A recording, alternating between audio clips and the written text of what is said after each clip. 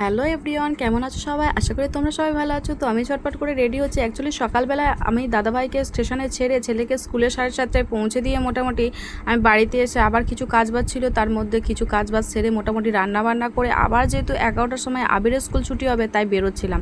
তারপরে শুভম চলে এলো, মোটামুটি বলছে কাকিমা আমি একটাও টোটো পাচ্ছি না, আমি কলেজ যাব, দেরি হয়ে যাচ্ছে, তোমার গাড়িতে কি যেতে পারি? আমি অবশ্যই।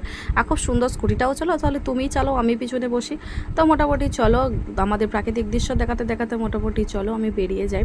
আর হাতে মাত্র সময় আছে আর 5টা মিনিটের মধ্যে টানা বেরিয়ে গেলে তবে কিন্তু আবির আবার ছুটির টাইমটা হয়ে যাবে, ওকেও নেব।